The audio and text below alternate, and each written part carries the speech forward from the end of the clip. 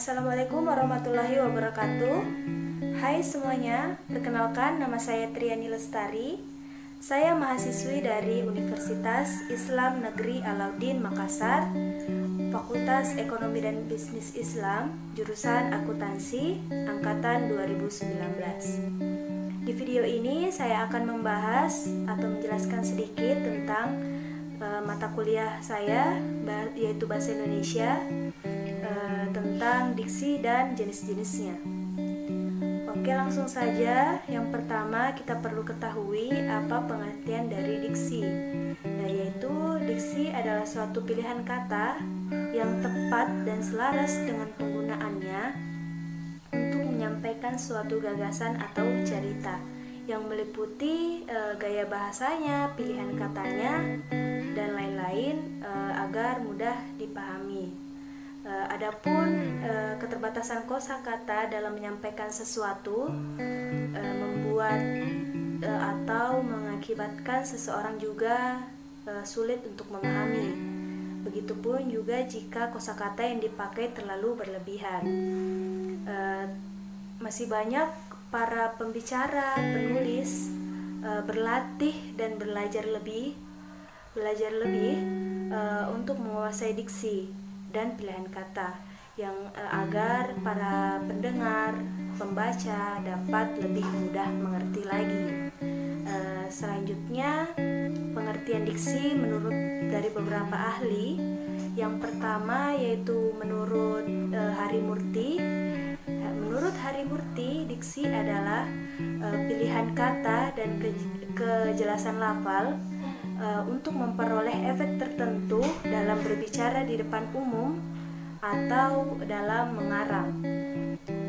Ada beberapa pengertian diksi menurut para ahli, contohnya menurut Goris Kiraf, Susilo Mansuruddin, Widya Marta, Endre, dan adapun pengertian dari KBBI atau Kamus Besar Bahasa Indonesia.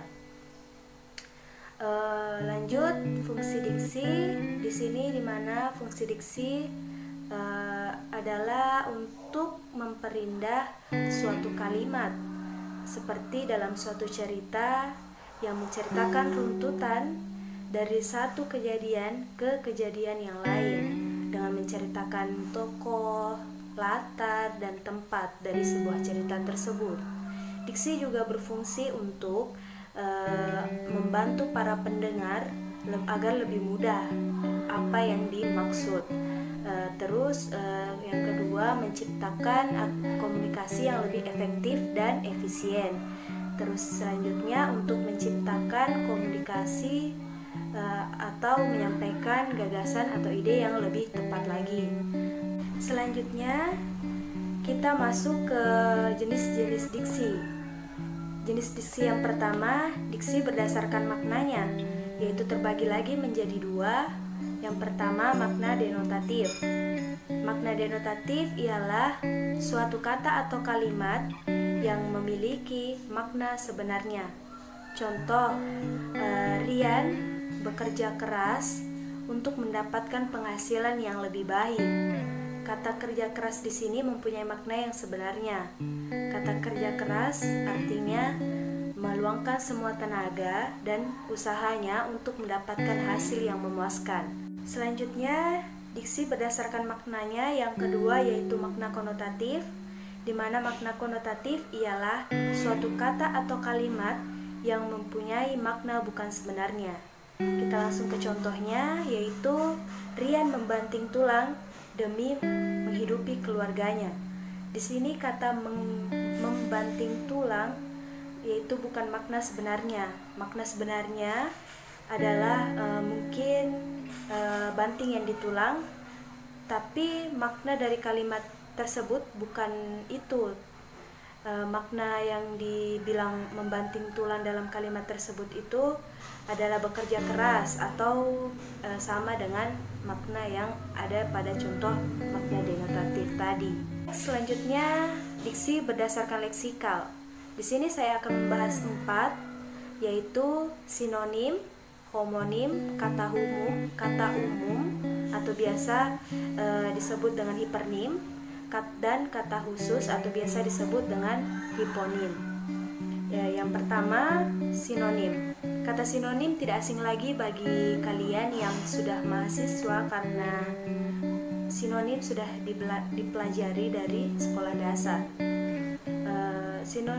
Sinonim adalah suatu kata yang mempunyai arti sama dengan kata lain. Contoh, senang sama dengan gembira. Nah, kata senang maknanya sama dengan kata gembira. Contoh lain lagi, lezat sinonim dari enak. Yang kedua, pintar sinonim dari pandai.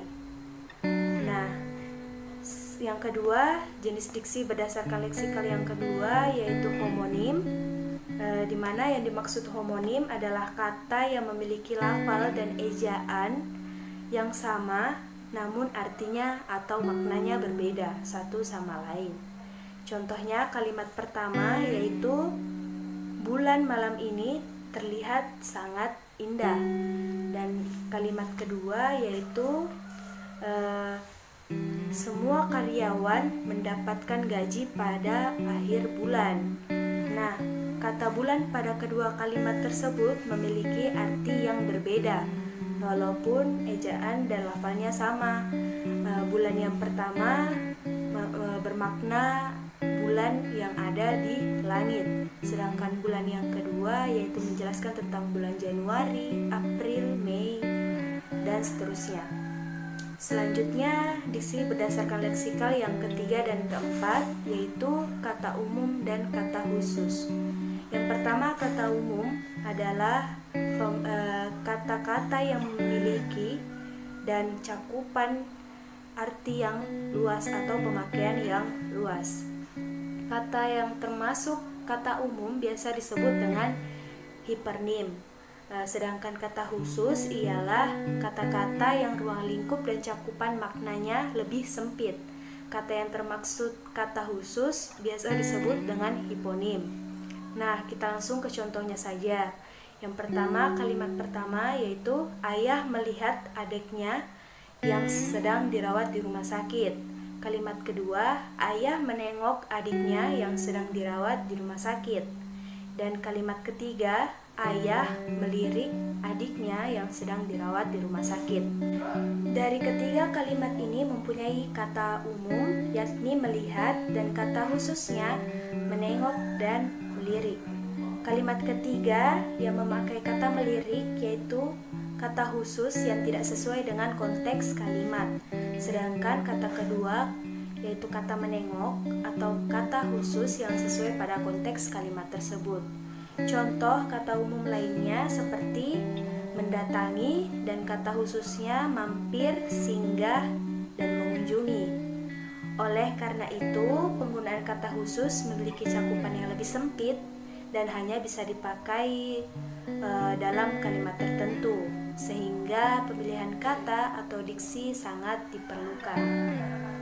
Mungkin hanya ini yang bisa saya sampaikan dan saya bisa sharing. Semoga bermanfaat bagi kalian. Saya hanya manusia biasa yang tak luput dari kesalahan. Lebih kurangnya mohon dimaafkan. Wabillahi taufiq wa hidayah. Wassalamualaikum warahmatullahi wabarakatuh.